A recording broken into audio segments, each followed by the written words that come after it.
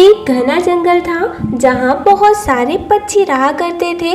उसी जंगल में एक छोटी सी चिड़िया भी रहती थी। उसका नाम था गुड़िया।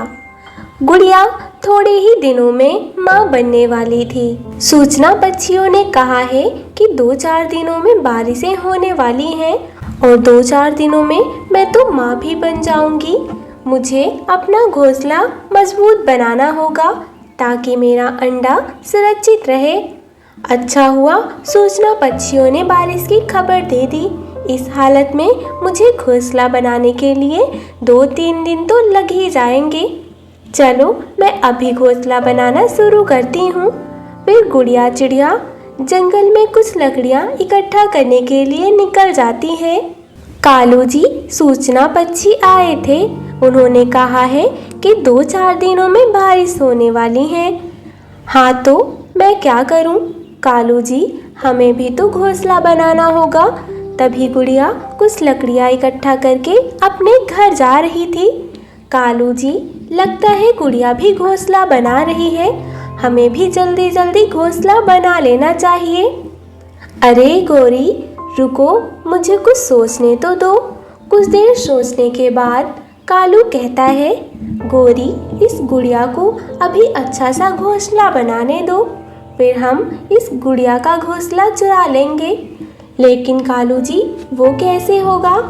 अरे गोरी गुड़िया का घोंसला बन जाएगा तभी हम मौका देखकर गुड़िया के घोंसले में घुस जाएंगे। यह तो बहुत अच्छा आइडिया है कालू जी। हमें हमेशा की तरह कुछ भी मेहनत नहीं करनी होगी। गोरी हम अभी थोड़ा अनाज इकट्ठा करके रखते हैं ताकि हमें बाहर निकलना ना पड़े। गुड़िया बहुत मेहनत से अपना घोंसला बना रही थी। आखिर 2-3 दिनों की मेहनत करके गुड़िया घोंसला बना लेती है। मैं बहुत थक गई हूँ, कुछ देर आराम करती हूँ, नहीं तो मेरी तबीयत खराब हो जाएगी। अगले ही दिन जोरदार बारिश शुरू हो जाती है। शाम होने वाली थी। गुड़िया के पास खाने के लिए कुछ भी नहीं था। कालू जी अब हम क्या करें? गुड़िया तो बाहर ही नहीं निकल रही। अरे गोरी बाहर तो ज़रूर आएगी, उसके पास खाने के लिए कुछ भी तो नहीं है। हे भगवान ये बारिश तो रुकने का नाम ही नहीं ले रही। मुझे तो भूख लगी है। 1-2 दिनों में मैं माँ भी बनने वाली हूँ। मुझे कुछ अनाज इकट्ठा करना होगा। गुड़िया घोंसले से बाहर आती है और अनाज ढूंढने के लिए चली जाती है। तभी कालू और गोरी जल्दी से गुड़िया के घर में चले जाते हैं और अंदर से दरवाज़ा बंद कर लेते हैं। थोड़ी दूर जाने के बाद गुड़िया को कुछ अनाज मिल जाता है। गुड़िया अनाज लेकर घर आ जाती है। गुड़िया दरवाज़ा खोलने की कोशिश करती है लेकिन दरवाज़ा तो अंदर से बंद था। तभी गुड़िया को कालू कौवे का एक पंख दिखाई देता है। कालू कौवे मुझे पता है कि तुम मेरे घर में हो, जल्दी से दरवाज़ा खोलो, मैं बारिश में भीग रही हूँ। कालू और गोरी गुड़िया की बातें सुन रहे थे लेकिन वह घोंसले में चुपचाप बैठे थे। गुड़िया बहुत दरवाज़ा खटखटाती है लेकिन वह दोनों दरवाज़ा नहीं खोलते। गुड़िया वहाँ से चली जाती है। थोड़ी दूर जाने के बाद वह एक पेड़ की डाली पर बैठ जाती है। गुड़िया बहुत रो रही थी।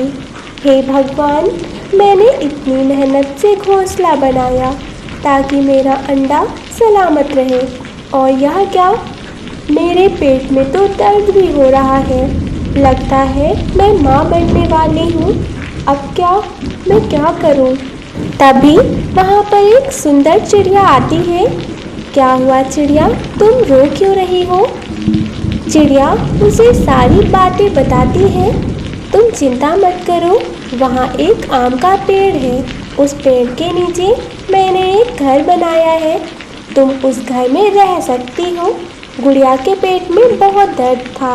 वो चिड़िया को धन्यवाद कहकर वहाँ से चली जाती है। गुड़िया आम के पेड़ के पास आती है। उसे एक सुंदर सा घर दिखाई देता है। गुड़िया घर में जाती है। उस घर में अनाज और मीठे मीठे फल रखे थे। घर तो बहुत सुंदर है, यहाँ मैं आराम से अपना अंडा दे सकती हूँ। और थोड़ी ही देर में गुड़िया ने एक प्यारा सा अंडा दिया। इस घर की वजह से आज इतनी बारिश में भी मेरा अंडा सुरक्षित है। लेकिन इससे पहले यहाँ आम का पेड़ तो नहीं था, फिर यह कहाँ से आया? और वो चिड़िया कितनी सुंदर थी और अनोखी भी थी। गुड़िया समझ जाती है कि यह घर एक जादुई घर है। बारिश अभी भी बहुत तेज़ हो रही थी। हे भगवान, क्या मैं कहाँ आ गया? शिकार ढूंढने के चक्कर में तो दूसरे जंगल आ गया। इतनी बारिश में तो मुझे कोई शिकार भी नहीं मिलेगा। बारिश तो बहुत तेज़ है, मैं इतनी तेज़ बारिश में कहाँ जाऊँगा? तभी चील को एक घोंसला दिखाई देता है। यह घोंसला तो बहुत बड़ा है और मजबूत भी लग रहा है, यहाँ मैं रह सकता हूँ। फिर चील घोंसले के पास जाता है और दरवाज़ा खोलने की कोशिश करता है। गोरी दरवाज़ा खोलकर देखती है तो वहाँ बड़ा सा चील खड़ा था। गोरी डर जाती है। कालू जी, बाहर तो बहुत बड़ा शिकारी पक्षी खड़ा है, अब हम क्या करें? अरे जल्दी करो, हमें खिड़की से भागना है। चील दरवाज़ा तोड़ देती है। तभी कालू और गोरी खिड़की से भाग जाते हैं। कालू और गोरी तो बच जाते हैं, वो दोनों अपने पुराने घोंसले में आ जाते हैं। कालू जी, अब हम क्या करें? कोई पक्षी हमारी मदद भी नहीं करेगा क्योंकि हम हमेशा उनको तंग करते हैं। हाँ गोरी, हमें हमारी गलती की सज़ा मिल गई है। हमने उस बेचारी चिड़िया का घोंसला छीन लिया था, लगता है इसीलिए हमारी यह हालत है। गोरी, अगली बार हम अपना घोंसला ज़रूर बनाएंगे। इस तरह कालू और गोरी को उनके किए की सज़ा मिल जाती है। कुछ दिनों बाद गुड़िया के अंडे से एक प्यारा सा बच्चा बाहर आता है। गुड़िया अपने बच्चे के साथ खुशी खुशी उस जादुई घर में रहने लगती है।